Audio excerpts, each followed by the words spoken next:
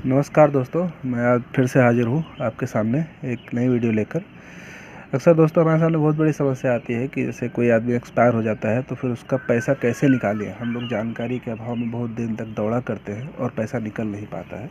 तो आज हम आपको इसमें पूरी जानकारी देने वाले हैं कि पैसा कैसे निकलता है और आप जो है किन किन तरीक़ों का प्रयोग करके अपना पैसा बिना किसी ज़्यादा दौड़ भाग के या बिना किसी बहुत ज़्यादा खर्च के करवा सकते हैं। तो सब शुरू करते हैं तुरंत वीडियो। अगर चैनल सब्सक्राइब न किया हो तो कृपया सब्सक्राइब कर लें, आपसे हाथ जोड़कर मेरा निवेदन है। तो सबसे पहले देखते हैं कि मृतक के खाते से पैसे निकालना है। तो मृतक खाते से पैसे निकालने के दो जो है वो होते हैं तरीके। एक होते हैं नॉमिनी और एक होता है बिना नॉमिनी के।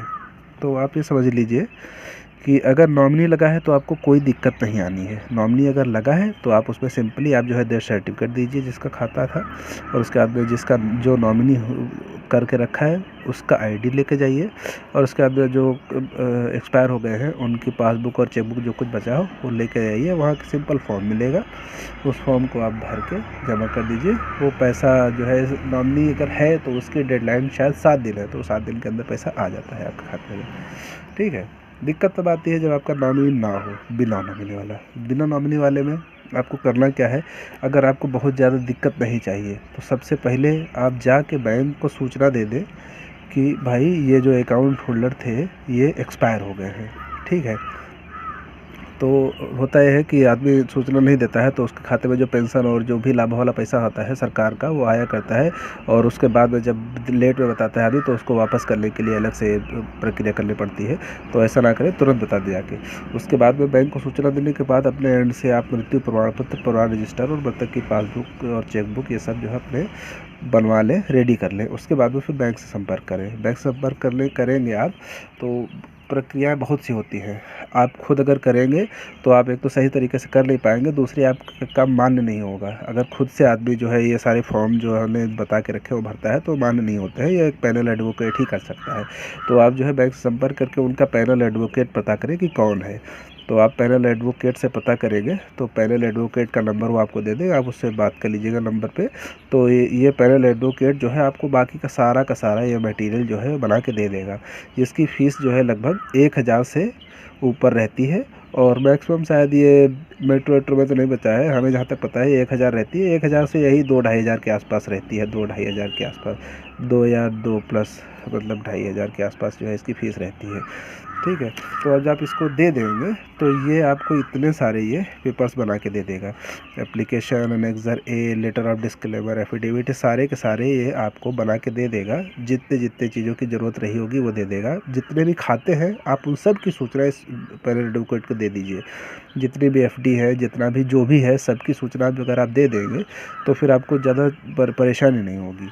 तो ये करने के बाद फिर आप जो है सब ले आइए। उसके अलावा क्या रहता है कि ये जब आप दे देंगे तो पैनल एडवोकेट आपको यही 4-5 दिन के अंदर सारा का सारा आइटम बना के दे देगा। अब आपको खास ध्यान रखना है कि जैसे आपके परिवार रजिस्टर में आपके जितने भी नाम हैं, परिवार रजिस्टर के नामों में आपका मतलब कि जो एक्सपायर हो गए हैं उनके लड़का और लड़की दोनों के नाम आएंगे और सबको जाके वहाँ पर साइन करना पड़ेगा। तो आप ये ध्यान रखें कि जैसे परिवार रजिस्टर में जिनके जिनके नाम हैं उन सब आदमियों को लेके जाएं। उनसे मतलब बैंक से पूछ लें कि मतलब कि कब लाना है, तो उन सब आदमियों को लेके जाएं। अगर लड़का या लड़की, वैसे आदमी सोचता है कि लड़कियों का कोई मतलब कि नहीं आना ज़रूरी है, लेकिन लड़कियों का भी आना ज़रूरी होता है। लड़की की अगर शादी हो गई है तो फिर तो भी लड़की को आना ज़रूरी होता है। जब लड़की साइन करेगी तभी जो है पैसा पास होगा। तो अगर लड़की, लेकिन एक कंडीशन होती है कि अगर लड़की मृतक हो गई है तो क्या करना है। लड़की अगर मृतक हो गई है तो फिर उस लड़की के हस्बैंड आएगा, और अगर लड़की और हस्बैंड दोनों मर गए हैं तो उनके उस कंडीशन में जो है उसका मतलब कि उसके बच्चे आएंगे। मतलब कि उसका हक नहीं जाएगा कहीं, उसका हक उसको मिल के रहेगा। वो खुद मना करे इसके लिए उसको आके साइन करना पड़ता है। तो आप ये याद रखें कि जो है सबको आना ज़रूरी है। तो हर एक आदमी जब आएगा तो उसको सबको अपनी आईडी लानी ज़रूरी होती है। ठीक है। तो ये मतलब कि इतना कर ले, इतना करें। उसके अलावा आपके पास 4 आदमी होने चाहिए। 4 आदमी से गवाह होंगे 2 और एक होता है श्योरिटी भी 2 होंगे। तो ये गवाह जो 2 होंगे, ये दोनों गवाह जो है खाता धारक होने चाहिए, बैंक के खाता धारक होने चाहिए। और दोनों जो है सिग्नेचर करने चाहिए, अंगूठा वाला नहीं होना चाहिए कोई, ठीक। और ये इन जो श्योरिटी दो श्योरिटी होने की शर्त क्या है कि ये दोनों जो है मतलब कि सिग्नेचर करने चाहिए, इनमें खाता धारक होने की कोई मतलब बाध्यता नहीं है। तो आप इतना याद रखें कि लगभग इतना अगर काम आप अपना ये और ये सब आप जो है अपना परफेक्टली कर ले गए, ये वीडियो आप पूरा देख के आप समझ गए होंगे, आपको सबकी चीज़ इसमें नोट कर सकते हैं कि ये सब चीज़ें आप अगर जो समझ के कर ले गए तो आपको ज़्यादा टाइम नहीं लगेगा, आपका पैसा बहुत जल्दी खाते में आ जाएगा। उसके अलावा अगर आपको कोई प्रॉब्लम होती है, कोई बैंक मैनेजर आपको बिना वजह अगर दौड़ाता है, तो आप कमेंट बॉक्स में मुझे कमेंट कीजिए, मैं आपको उस पर पूरा असिस्टेंस दूंगा, कोई दिक्कत नहीं होगी आपको। और अगर आपने चैनल सब्सक्राइब ना किया हो तो एक बार फिर से कह रहा हूँ सब्सक्राइब कर लें। धन्यवाद।